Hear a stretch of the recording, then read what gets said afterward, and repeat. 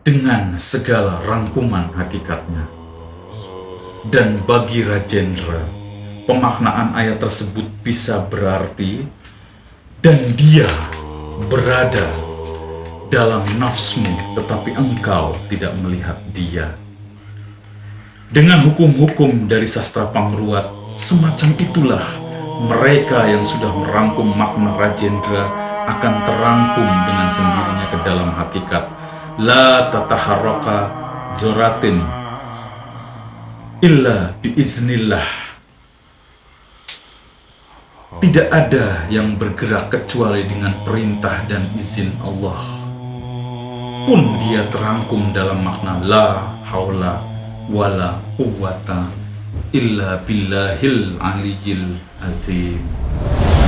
Menurut ajaran yang pernah aku peroleh dari jalur keilmuan Kanjeng Sunan Giri, yang demikian itu bukan manunggaling kawula Gusti, melainkan pertautan makna dari Allah ain insan dan insan ain Allah.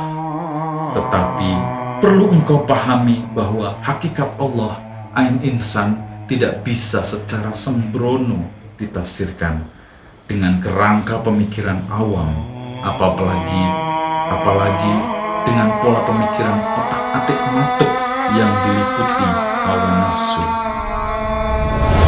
Sudah lahir di dalam, kita bisa aja kita bilang ini kanan, ini kiri, lalu kita tutupi aja, enggak ini kanan kok, ini kiri kok, boleh gitu loh. Manusia tuh bisa begitu gitu, walaupun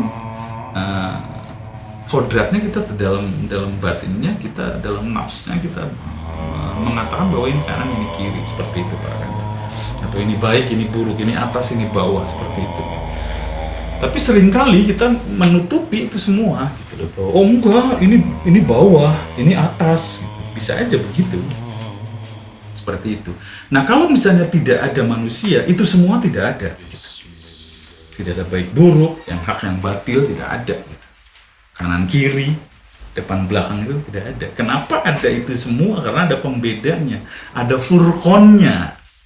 Seperti itu yang mau dicoba jelaskan oleh Eyang Pusponegoro kepada Sudrun, seperti itu. Nah, ya kamu itu furqon, kata Sudrun. Kamu itu furqon.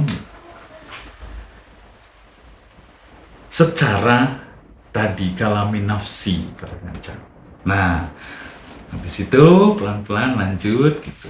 Karena nanti kita akan berpikir, kalau begitu bisa seenak kita gitu. Terus apa fungsinya Al-Quran secara kalami lafzi tadi gitu.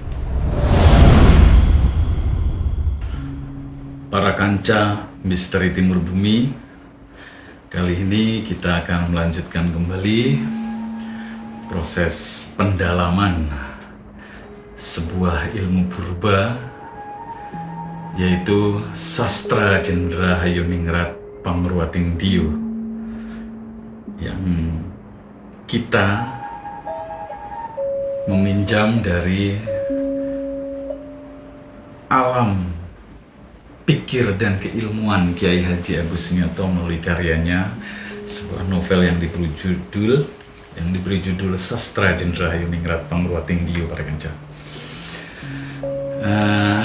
Bagi para kanca yang belum menyimak video-video sebelumnya, silahkan linknya ada di deskripsi atau kunjungi playlist Sastra Jendra Hayuningrat Pangruating Diu para kanca. Baik para kanca, kita akan melanjutkan Sastra Jendra Hayuningrat Pangruating Diu. Setelah yang satu ini, jangan tidak percaya pada sesuatu yang belum kalian percaya. Bapa Adam, Bapa Angkasa, Bapa Pertiwi, Kula Angkis, Sakang Pahan, Sarinane, Sawi, Saranaga, Gampil, Sarining Gampil, Kasanala, Yahu Allah, Yahu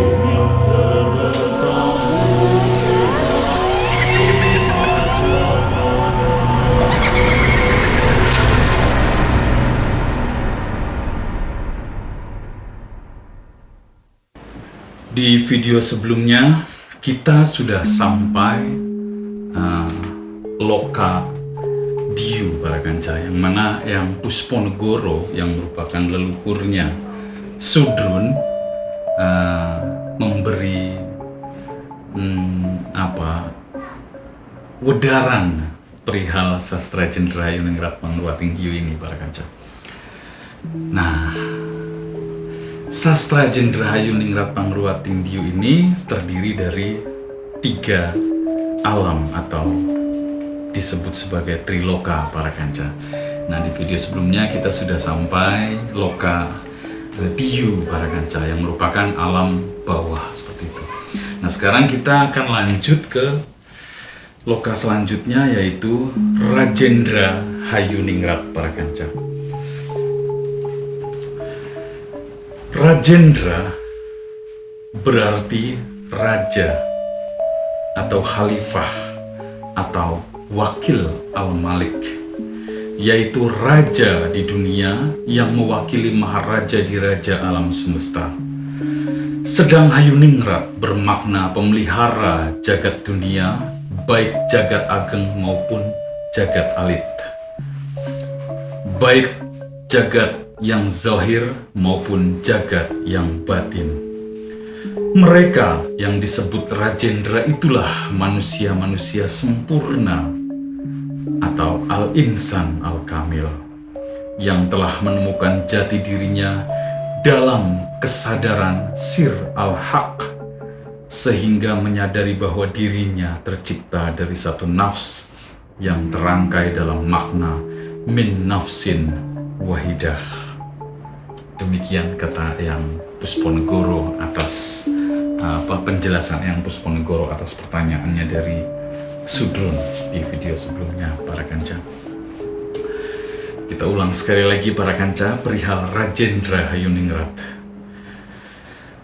Rajendra berarti raja atau khalifah atau wakil al-malik, yaitu raja di dunia yang mewakili maharaja di raja alam semesta.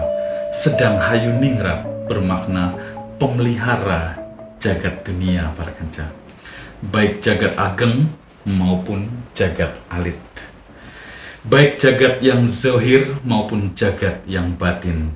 Mereka yang disebut Rajendra itulah manusia-manusia sempurna atau al-insan al-kamil yang telah menemukan jati dirinya dalam kesadaran sir al-haq, sehingga menyadari bahwa dirinya tercipta dari satu nafs yang terangkai dalam makna min nafsin wahidah. Nanti ada ayatnya ditampilkan para kanca.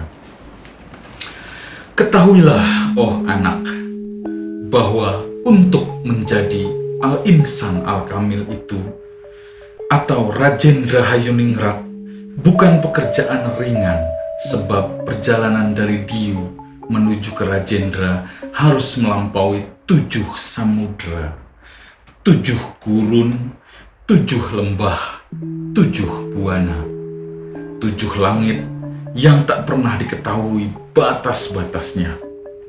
Ketujuhnya adalah rangkaian dari pengejauhan nafs yang terhampar indah, namun penuh keganasan yang siap menenggelamkan dan meleburkan apa saja dan siapa saja. Dan ketujuh nafs itu adalah nafs ammarah, nafs lawamah, nafs sufliyah, nafs mutmainah, nafs radiyah, nafs murdiyah, dan nafs kamilah. Jadi nafs-nafs itu atau jiwa atau kehendak dan sebagainya para kanca. Kenapa menggunakan kosakata asli nafs itu? Jadi terjemahannya sangat luas sekali itu para kanca. Jadi kita Gus Sunyoto, Kiai Haji Agus Sunyoto di sini menggunakan kosakatanya nafs saja gitu. Seperti itu para kanca.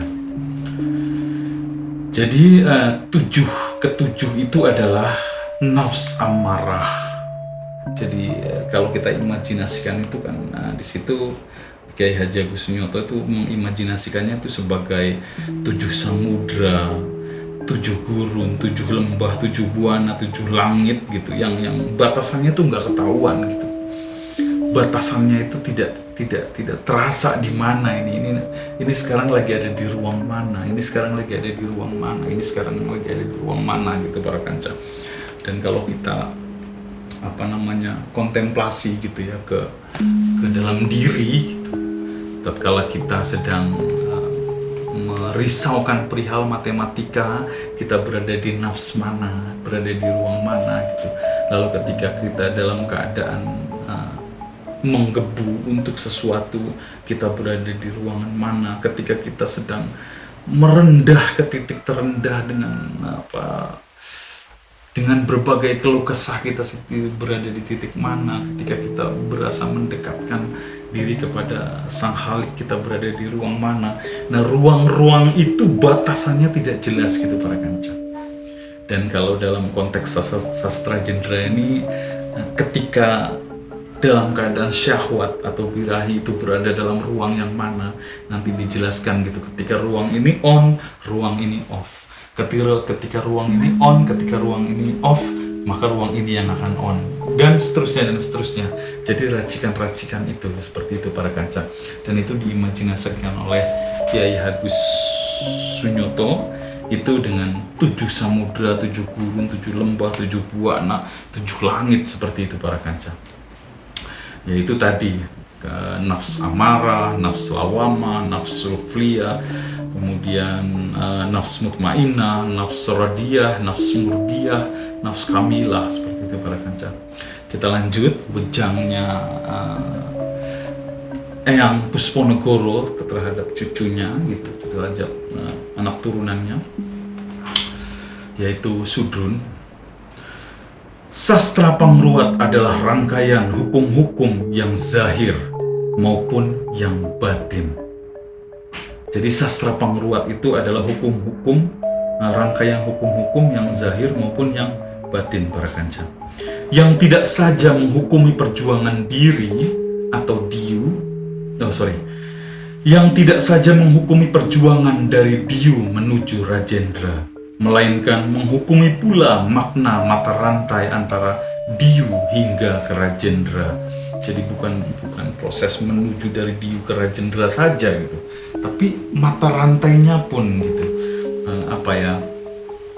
keterkaitannya karena di titik itu Diu juga sebetulnya kan dibutuhkan, seperti itu para kanca. Titik loka Diu itu dibutuhkan seperti itu. Jadi melainkan menghukumi pula makna mata rantai antara Diu hingga ke Rajendra sampai ke yang ilahi para kanca. Bagi kita tiada lagi sastra Pangruat yang hak terkecuali Al-Quran yang memaknai hukum dari Diu ke Rajendra secara tersurat dan memaknai hukum Rajendra ke yang ilahi secara tersirat. Jadi Kiai Haji Agus Sunyoto di dalam novel ini para kanca, jadi sastra Pangruat itu adalah Al-Quran, seperti itu para kanca. Al-Quran yang yang memaknai hukum dari Diu ke Rajendra gitu loh. Dari Diu menuju Rajendra itu ruatnya itu adalah Al-Quran yang merupakan sastra Jendra, sastranya gitu. Sastra Pangruatnya itu adalah Al-Quran yang secara tersurat gitu, dan memaknai hukum Rajendra ke yang ilahinya itu secara tersirat. Kita lanjut perlahan-lahan para kanca. Jadi sastra Pangruatnya dalam konteksnya Kiai Haji Agus Sunyoto itu adalah Al-Quran, seperti itu para kanca. Dan kalau di dalam pawayangan gitu ya, lakon pawayangan yang Prabu Sumali itu Resi Wisrawa dan Dewi Sukesi, mungkin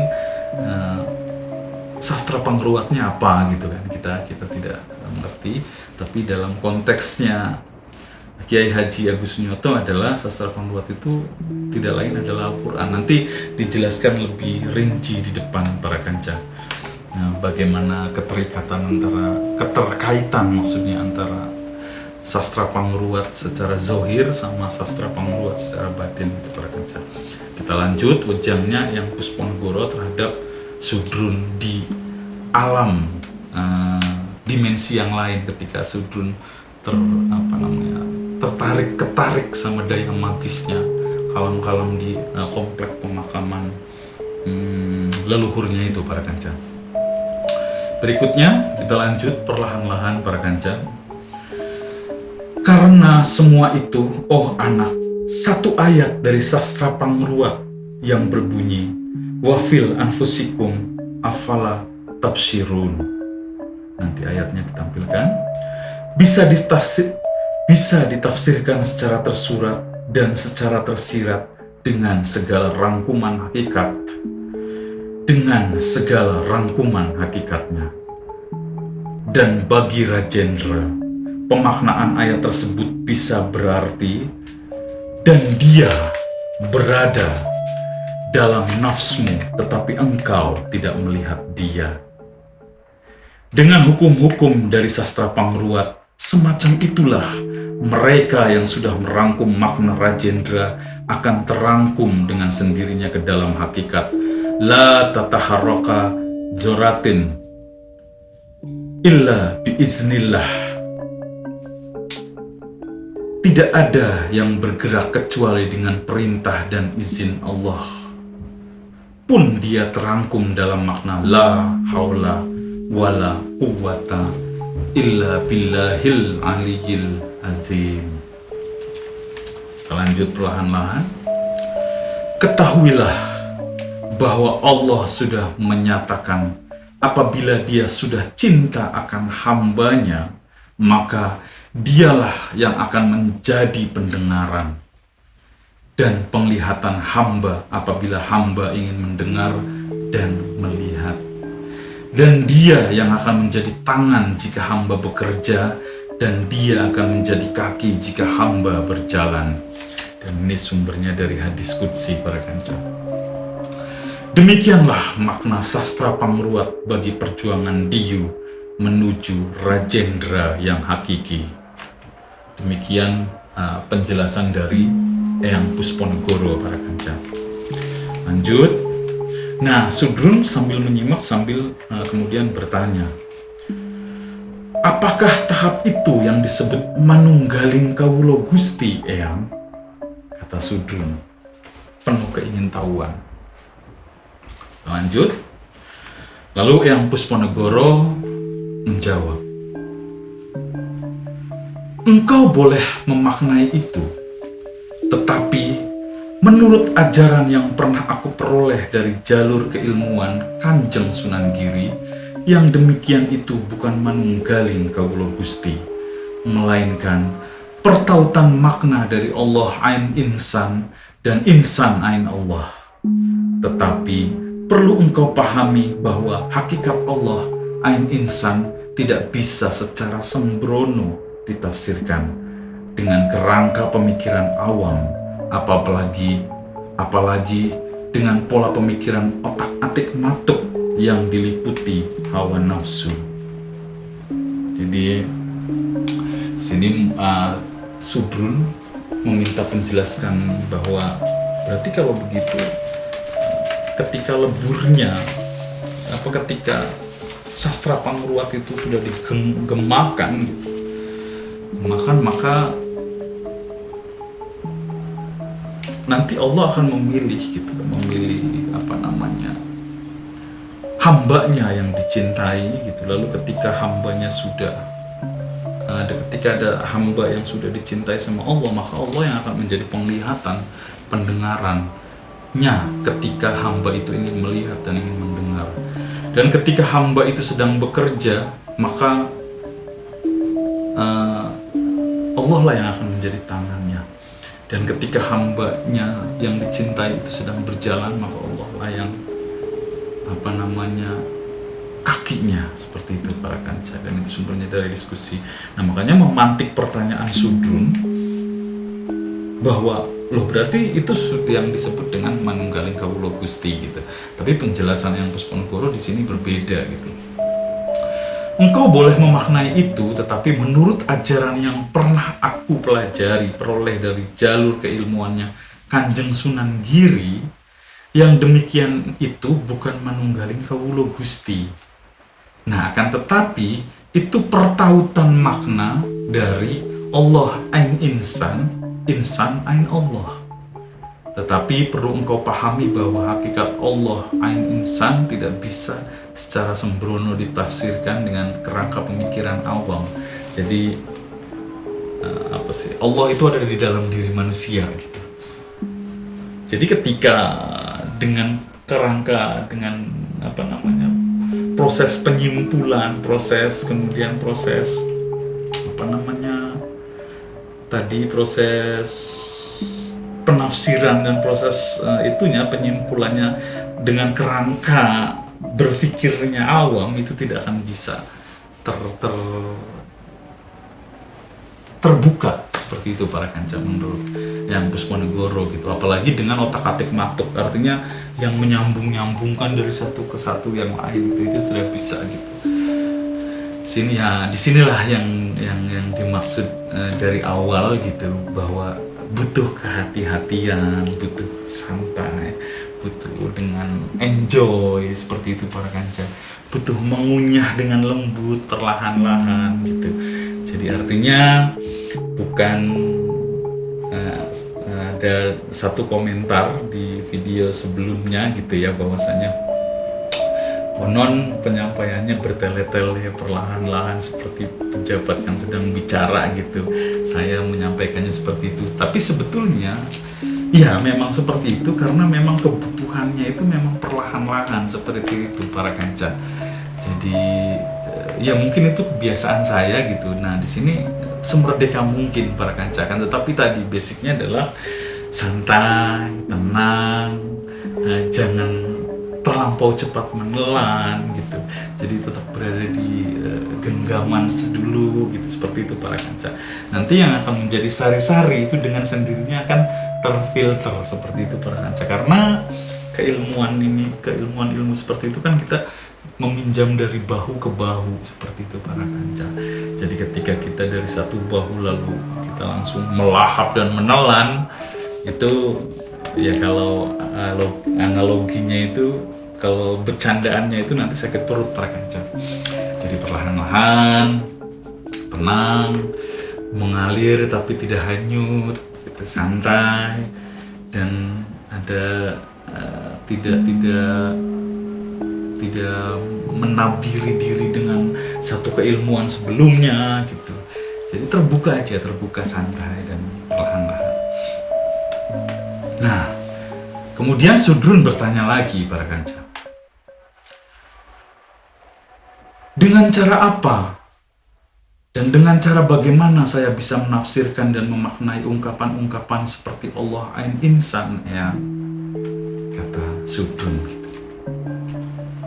Jawaban yang Pusponegoro adalah dengan ilmu hakikat, wahai anakku. Jadi cara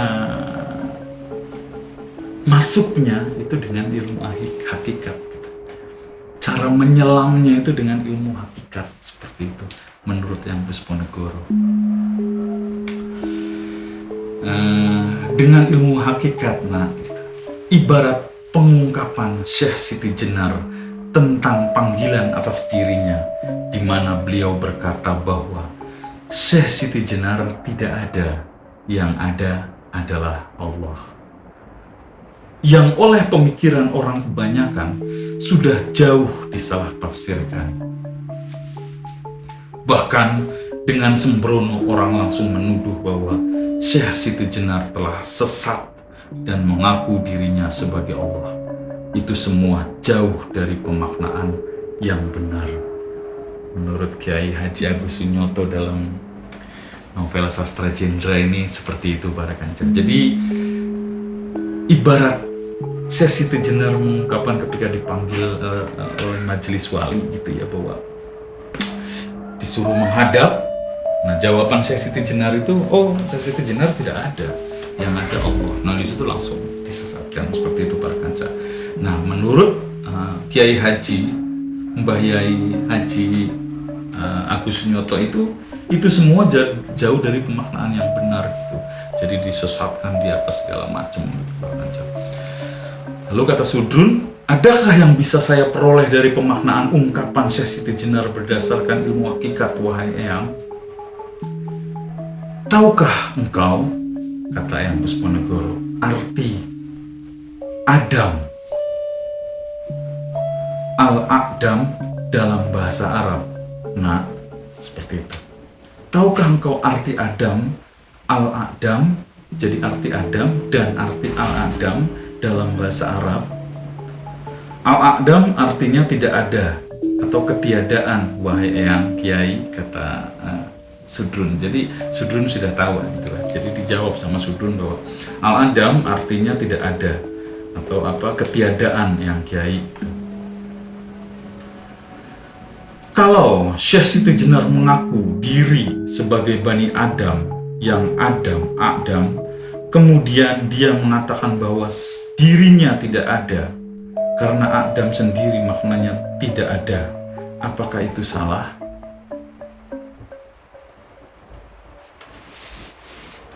Jadi kata Eyang Pusponegoro seperti itu para kanca, bahwa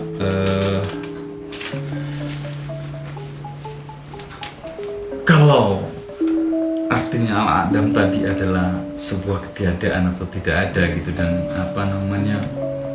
kalau Syekh Siti Jenar mengaku dirinya sebagai Bani Aqdam, sebagai Bani Adam yang Aqdam, kemudian dia mengatakan bahwa dirinya tidak ada karena Aqdam sendiri maknanya tidak ada, apakah itu salah? Lalu kata Sudrun, ya tidak, ya memang tidak salah gitu, kata Sudrun. Sahut saya mulai menangkap arah pemaknaan yang diuraikan Kiai Pusponegoro.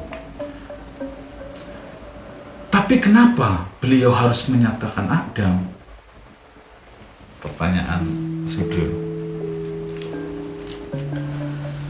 Kata Eyang Pusponegoro, karena saat itu beliau benar-benar berada pada keadaan tiada. Ini kita pelan-pelan banget.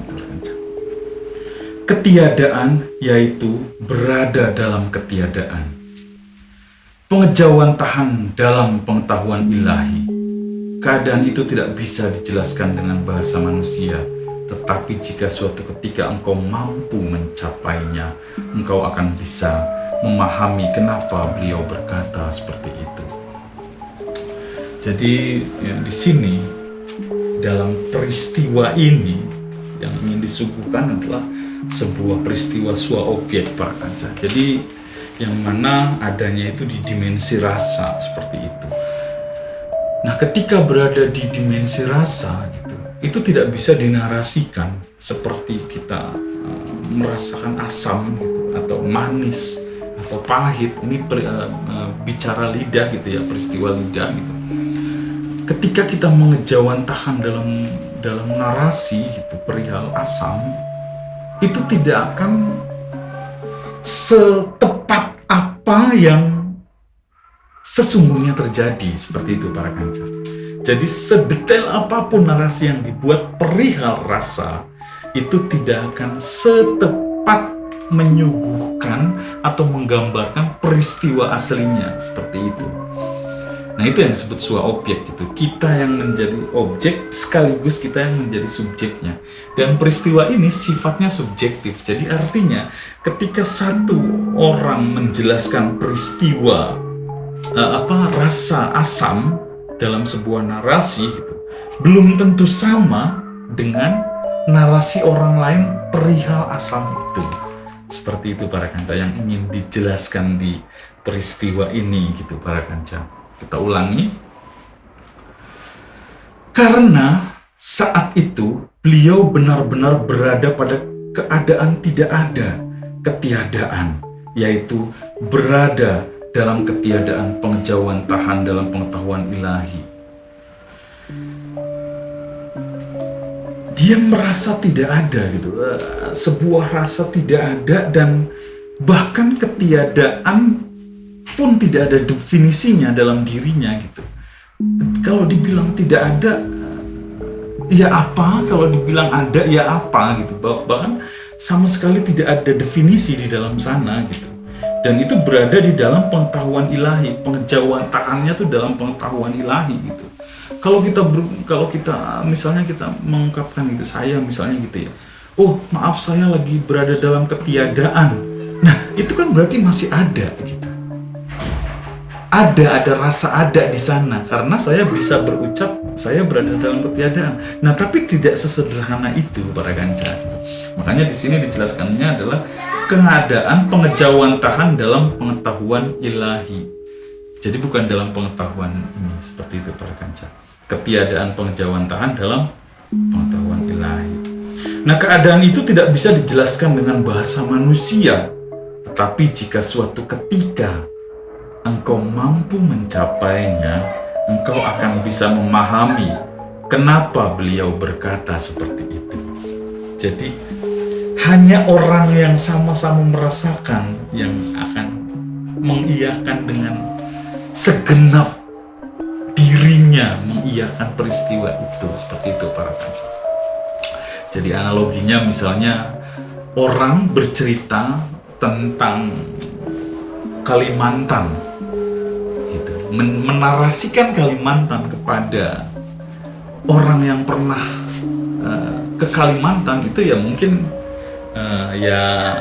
ya sudah, karena sudah sama-sama merasakan. Tapi ketika menarasikan Kalimantan kepada orang yang belum pernah ke Kalimantan, nah itu sangat rumit gitu. Artinya butuh narasi yang sangat detail dan tepat, dan itu pun belum tentu sesuai dengan keadaan aslinya Kalimantan. Seperti itu para kanca.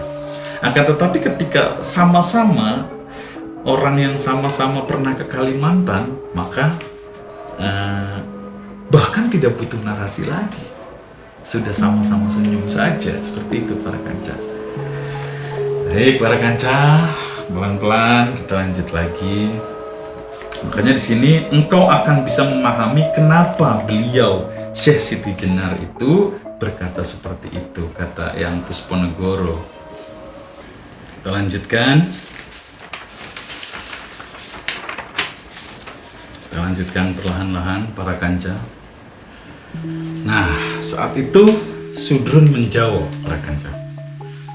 Saya paham, Eyang Pusponegoro. Tidak semua keadaan bisa dijelaskan dengan bahasa manusia. Di sini mempertegas tadi yang kita bahas seperti itu para kanca. Kau tentu juga tahu tentang arti wujud dalam bahasa Arab, kata Eyang Pusponegoro. Saat itu Sudrun langsung menjawab, ya Eyang Kiai, saya tahu. Wujud artinya ada, kata Sudrun. Kau percaya bahwa Allah adalah wujud? Kata Eyang Pusponegoro. Itu keyakinan dasar dari ketauhidan kita, Eyang Kiai, sahut Sudrun. Kata Eyang Pusponegoro, sekarang menurut hematmu, salahkah kalau Syekh Siti Jenar mengatakan bahwa dirinya tidak ada alias Adam dan selanjutnya dia mengatakan hanya Allah yang ada alias wujud. Eyang Pusponegoro sengaja melontarkan fakta gitu, melontarkan hakikat, karena ini sedang membahas ilmu hakikat para kanca. Jadi Eyang Pusponegoro sengaja melemparkan fakta atau melemparkan hakikat gitu, hakikat perihal ilmu hakikat gitu ya, perihal tadi sampelnya yaitu kondisi Syekh Siti Jenar, Kanjeng Syekh Siti Jenar. Saya tidak melihat ucapan yang demikian sebagai suatu kesalahan, Eyang Yai. Sahut saya mulai memahami ungkapan yang membingungkan itu.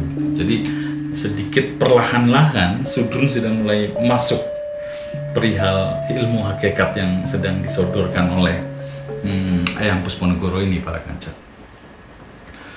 Tetapi andai tidak uraikan ucapan Syekh Siti Jenar berdasarkan ilmu hakikat, maka engkau pun tentu akan menganggap bahwa beliau telah murtad karena mengangkat diri sebagai Tuhan. Jadi di sanalah ilmu hakikat maksudnya di sanalah narasi tentang ilmu hakikat gitu. Jadi berkaitan dengan pertanyaannya Sudrun perihal ilmu hakikat itu, gimana cara mengakses ilmu hakikat itu gimana gitu. Akhirnya tidak bisa dinarasikan dengan menggunakan itu tentang sampel peristiwanya Kanjeng Syekh Siti Jenar itu, seperti itu para kanca. Nah, kata Eyang Pusponegoro, kalau misalnya tidak dijabarkan dengan ilmu hakikat, kamu pun bagian sama seperti mereka gitu, bagian dari mereka yang mana menganggap bahwa Kanjeng Syekh Siti Jenar itu murtad, seperti itu. Ketika disodorkan fakta atau dengan menggunakan narasi dari sumber ilmu hakikat, maka Sudrun memahami, seperti itu para kanca. Nah, kata Sudrun, ya mungkin begitulah kejahilan otak saya yang awam, yang kiai. Nah, jadi ketika berada di titik awam gitu, maka otaknya pun akan jahil gitu, akan jahal gitu.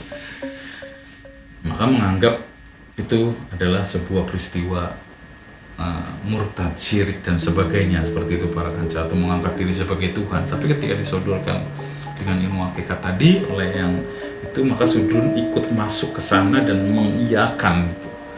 Seperti itu para kanca. Lanjut. Nah, kata Eyang Pusponegoro di sini mempertebal gitu.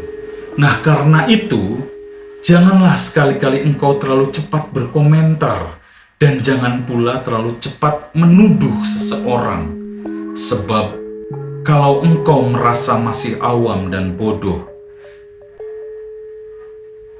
janganlah terperangkap pada sikap asal bicara dan asal komentar. Karena semakin banyak bicara, semakin tampak kedangkalan pikiranmu. Oleh sebab itu, renungkanlah apa yang diajarkan oleh Nabi Muhammad SAW, bahwa diam adalah emas dan banyak bicara adalah besi, kata Eyang Pusponegoro. Apakah saya boleh mencari tahu akan makna hakiki dari ungkapan rahasia Allah Ain Insan, Eyang Kiai, kata Sudrun. Janganlah engkau menjadi pemalas dengan hanya menerima segala ajaran tanpa berjuang, sebab yang demikian itu akan menjadikan dirimu tidak ubahnya seperti beo yang hanya bisa meniru. Terjunlah engkau ke samudera kehidupan, di mana engkau nanti akan menemukan bahwa di tengah gejolak kehidupan yang ada di dalam dan di luar dirimu, sebenarnya tergelar ilmu hakikat yang luas tanpa batas. Namun demikian, engkau hendaknya selalu mengingat bahwa hanya hati yang bersih, yang menyinar akal budi yang jernih saja yang mampu menangkap makna sejati ilmu hakiki yang langsung diajarkan oleh Allah dalam kerahasiaannya. Jadi sini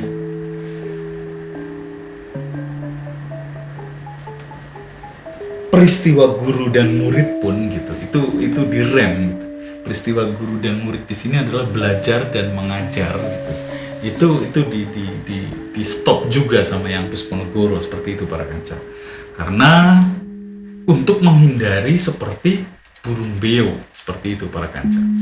Karena di sana banyak tergelar, di sana itu maksudnya di dalam realita, di dalam kehidupan yang akan dijalani, di realita itu banyak tergelar ilmu hakikat, seperti itu para kanca. Nah, jadi jangan menurut Eyang Pusponegoro gitu, dalam konteksnya buku ini gitu, bahwa peristiwa guru dan murid atau belajar mengajar itu bukan melulu yang terbaik, seperti itu para kanca, melainkan di kehidupan sana gitu, di realita itu ada tergelar ilmu hakikat yang sangat luas, seperti itu para kanca. Dan di sini dengan lugas, janganlah engkau menjadi pemalas dengan hanya menerima segala ajaran tanpa berjuang. Seperti itu para kanca. Jadi Sudrun disarankan untuk pergi saja ke sana gitu. Ke sana itu di realitamu gitu. Di realita Sudrunnya itu. Di realita dirinya gitu. Jalani kehidupannya gitu. Realitanya jalani, karena di sana akan tergelar ilmu hakikat yang sangat luas seperti itu para kanca, untuk memaknai peristiwa rahasia Allah Ain Insan gitu. Jadi Allah dalam manusia gitu. Yang tidak bisa dinarasikan juga gitu. Ketika dinarasikan ya bisa jadi akan ditangkap secara melenceng seperti itu. Makanya dapetin sendiri sana di realita gitu. Udah pergi sana gitu. Seperti itu para kanca. Nah, di sini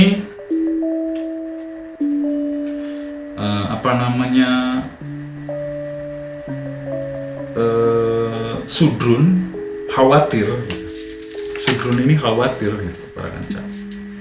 Khawatirnya ya wajar gitu, artinya khawatir salah gitu ya, karena kesudrunannya atau keawamannya itu, beliau di realitas sana itu khawatir melenceng seperti itu para kanca. Tapi diyakinkan sama Eyang Pusponegoro bahwa di sana pun banyak ilmu hakikat. Yang penting kamu tadi namun demikian engkau hendaknya selalu mengingat bahwa hanya hati yang bersih, yang menyinari akal budi, yang jernih saja, yang mampu menangkap makna sejati ilmu hakiki yang langsung diajarkan oleh Allah dalam kerahasiaannya. Jadi jangan takut di sana gitu, di realita itu jangan takut gitu. Yang penting poinnya adalah dengan hati yang bersih yang akan menyinari akal budi gitu dalam menangkap ilmu hakikat yang ada tersebar di sana. Seperti itu para kanca. Nah, di sini selanjutnya Eyang Pusponegoro mewedar Al-Quran dari sisi dua hal yang berbeda gitu para kanca, bahwa kalam Allah gitu itu ada dua hal, ada dua jenis gitu. Kalau ya tidak bisa dibilang jenis juga gitu, pokoknya ada dua perihal dasar, yaitu kalam izzati dan kalam itafslihi. Kalam izzati dan kalam itafshili para kanca. Maaf. Nah, kemudian Al-Quran pun terbagi menjadi dua juga gitu, dua hal dasar, yaitu kalami nafsi sekaligus kalami lafsi. Jadi kalau lugasnya gitu, tapi tidak bisa dilugaskan juga, tapi secara garis besarnya adalah bahwa ada Al-Quran di sana, ada Al-Quran di sini gitu. Seperti itu para kanca. Dan kalam Allah pun sama, ada kalam yang di sana, yang tadi di realita itu gitu. Lalu kalam yang secara zat dan sifatnya gitu, di dalam sifatnya, di dalam sana, di sananya itu ya kita nggak bisa dijawantahkan secara ini juga gitu. Dan di novel ini pun ujungnya itu akan menyerahkan kembali gitu para kanca. Jadi tidak meremas kita sebagai pembaca untuk menjadi batu gitu mengikuti novel itu, tidak. Jadi akan kembali lagi gitu, dikembalikan lagi dengan hanya menyodorkan fakta saja, dengan hanya menyodorkan hakikat saja gitu. Nanti akan kebuka dengan sendirinya poin-poinnya seperti itu para kanca. Nah, kata Eyang Pusponegoro, ketahuilah bahwa Al-Quran sebenarnya adalah hakikat manusia itu sendiri. Sudrun semakin kebingungan gitu. Sudrun itu semakin kebingungan gitu. Jadi hakikat manusia itu adalah had dan matla gitu. Di sini dijelaskan seperti itu. Jadi hukum dan batas. Jadi sebetulnya manusia itu adalah hukum dan manusia itu adalah batas gitu. Jadi Al-Quran itu ya sebenarnya hakikat manusia, seperti itu di dalam novel ini para kanca. Jadi bukan saya yang ngomong, akan tetapi Kiai Haji Agus Sunyoto dalam novel ini mengungkapkan seperti itu melalui tokoh imajinernya Kiai Haji Agus Sunyoto yang bernama Yang Pusponegoro ini, bahwa konon Yang Pusponegoro ini berkata seperti itu para kanca. Jadi hakikat manusia itu ya Al-Quran itu gitu. Nah di sini makanya Sudrun khawatir para kanca. Loh kalau otak jahil saya gitu, otak jahil saya itu khawatir bahwa nanti saya berpikir bahwa Al-Quran itu ada dua, Al-Quran yang lahir yang seperti kita ketahui gitu, Al-Quran yang kertas, dan Al-Quran yang ada di dalam batin gitu. Sudrun mempertegas itu. Nanti bisa-bisa nanti saya berpikir bahwa Al-Quran ini ada dua yang seperti itu para kanca. Makanya tadi diperjelas bahwa kalam pun ada dua, ada kalam zat, kalam sifat gitu lah, tafshili dan kalam izati gitu. Kemudian Al-Quran pun ada kalam nafsi sekaligus kalam ilafsi. Jadi ada yang kalam yang terlafadzkan gitu dengan tadi su'uf itu yang itu, dan ada juga kalam yang nafsi gitu, kalam yang ada di batin gitu. Nafs ada di nafs, nggak bisa disebut batin juga gitu. Nah kata Yang Pusponegoro gitu dengan pertanyaannya Sudrun tadi, kalau begitu ntar saya berpikir bahwa Al-Quran ada dua dong gitu, kata Sudrun. Kata Yang Pusponegoro, lah kan keduanya adalah sama pada hakikatnya, yaitu Al-Furqan, pembeda, seperti itu para kanca. Keduanya itu pembeda gitu. Nah sekarang dikembalikan gitu kan, tadi ada narasi bahwa Al-Quran sebenarnya adalah hakikat manusia itu sendiri. Nah sekarang manusia itu sebagai apa? Sebagai pembeda, seperti itu para kanca, ujarannya Yang Pusponegoro itu. Nah sekarang adanya kanan dan kiri itu karena adanya siapa? Adanya kanan dan kiri ya karena adanya manusia gitu, karena adanya manusia. Makanya manusia itu berfungsi sebagai pembeda, sebagai furqan di sini. Kenapa ada kanan dan kiri? Ya karena ada saya, karena ada Sudrun. Kenapa ada atas dan bawah? Ya karena adanya Sudrun, seperti itu para kanca. Kenapa ada baik dan buruk? Ya karena adanya saya karena adanya Sudrun, seperti itu para kanca. Terus manusia secara naluriahnya adalah pembeda antara yang hak dan yang batil. Tapi, nah di sini tapinya itu. Tapi seringkali itu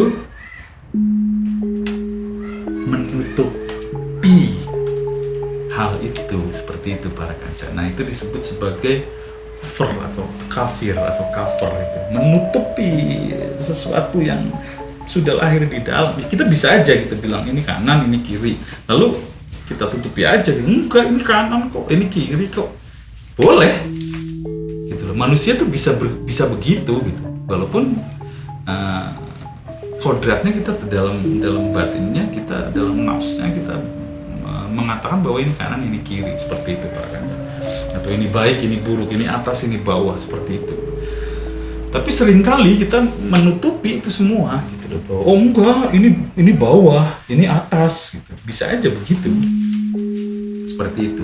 Nah, kalau misalnya tidak ada manusia, itu semua tidak ada gitu. Tidak ada baik buruk, yang hak yang batil tidak ada gitu. Kanan kiri, depan belakang itu tidak ada. Kenapa ada itu semua? Karena ada pembedanya, ada furqonnya. Seperti itu yang mau dicoba jelaskan oleh Yang Pusponegoro kepada Sudrun, seperti itu. Nah, ya kamu itu furqon, kata Sudrun. Kamu itu furqon. Secara tadi kalami nafsi para kanca. Nah, habis itu pelan-pelan lanjut gitu. Karena nanti kita akan berpikir, kalau begitu bisa seenak kita gitu. Terus apa fungsinya Al-Quran secara kalami lafzi tadi gitu. Nah, makanya di sini Sudrun takut gitu, karena keawamannya nanti bicara bahwa ini Quran lahir, ini Quran batin. Saya pegang Quran batin aja. Nanti akan begitu, seperti itu para kaca. Nanti dijelaskan itu. Kalau begitu apa arti Al-Quran sebagai kalami lafzi? Kalau dalam hakikat manusia sebenarnya ada Al-Quran, kata Sudrun seperti itu para kanca. Nah, di sini yang Pusponegoro baru menjelaskan perihal tadi para kanca. Buat apa dong Quran yang ada di itu lafaz itu, Quran secara lafaz? Kalau di dalam diri aja udah ada kan begitu yang kita pertanyaannya tadi ya. Al-Quran dalam makna kalam ilafzi adalah satu kiblat, satu hukum, satu daya, dan satu hakikat dari sumber ilahi di luar diri manusia yang berfungsi untuk pedoman bagi pernyataan Al-Quran dalam diri manusia. Sebab seringkali Al-Quran di dalam diri manusia terselimuti lapisan-lapisan nafsu sehingga yang hak menjadi terselubung. Di samping itu, banyak penyebab yang menjadikan Al-Quran di dalam diri manusia keliru dalam memaknai kehidupan maupun bisikan azali untuk kembali ke asal. Karena itulah Al-Quran dalam makna kalam lafzi senantiasa berfungsi sebagai patokan yang hakiki. Seperti tadi kita jawantahkan Pak Kanca. Jadi kalau nanti berbasis kalami nafsi tadi ya, kalam Al-Quran dalam diri gitu, kita bisa saja menutupi, kita bisa kafir, bisa mengcover fakta dari dalam. Sebetulnya dari dalam sudah ada fakta gitu, karena kan kita sendiri adalah Furqan itu sendiri gitu, menurut yang ini yang Pusponegoro itu gitu. Tapi karena kita berkemampuan untuk menutupi, bisa saja nanti ditutupi. Nah, ketika udah sering menutupi, maka disitulah sudah tidak bisa lagi membedakan yang hak dan yang batil. Tidak bisa lagi membedakan yang kelihatan lah misalnya gitu ya, yang kanan dan yang kiri, yang atas yang bawah. Atas tuh mana sih, bawah tuh mana sih, seperti itu para kaca. Nah, ini masih sangat panjang sekali wejangan dari wejangan dari Eyang Pusponegoro dan saut-sautan sama Sudrun gitu dalam part ini gitu. Nah, nanti kita akan melanjutkan karena sudah panjang sekali videonya gitu. Kita akan melanjutkan kembali. Tadi baru sampai kalami lafzi dan kalami nafsi gitu ya, perihal Al-Quran yang terhampar di luar sana dan Al-Quran di dalam diri gitu. Makanya sebagian ada juga ya dari mite gitu ya, dari mulut ke mulut gitu, bahwa sastra Jendrahayu Ningrat Pangruating Diyu itu adalah kitab tanpa kata. Seperti itu seringkali terdengar itu seperti itu para kanca. Jadi poin utamanya seperti itu. Jadi di sana itu ada kalam gitu loh, ada kalam gitu, kitab tanpa kata itu. Di dalam juga ada kalam, ada kalimat di dalam pun gitu. Di dalam pun ada kalimat. Jadi seringkali banyak ya yang mengatakan bahwa sastra Jendra itu adalah sebuah kitab tanpa kata. Seperti itu para kanca Misteri Timur Bumi. Dan karena videonya sudah panjang, kita akan lanjutkan di video-video yang akan datang.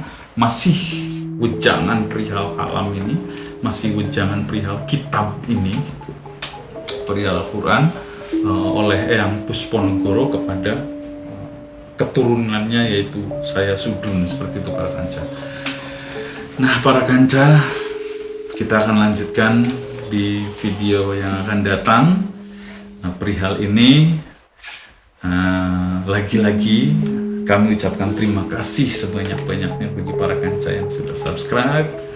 Dan bagi yang belum subscribe, silahkan subscribe, karena itu sangat-sangat membantu buat kita bersemangat membuat konten-konten yang lain para kanca. Dan jika dirasakan bermanfaat, silahkan like dan share seluas-luasnya. Dan jika ada yang ingin didiskusikan, silahkan tulis di kolom komentar dengan baik para kanca, sehingga para kanca saling bisa mengisi dan saya pun bisa belajar di sana. Sama seperti itu para kanca Misteri Timur Bumi. Baik para kanca, kita akan melanjutkan di video selanjutnya, dan akhir kata dari kami Misteri Timur Bumi, jangan tidak percaya pada sesuatu yang belum kalian percaya.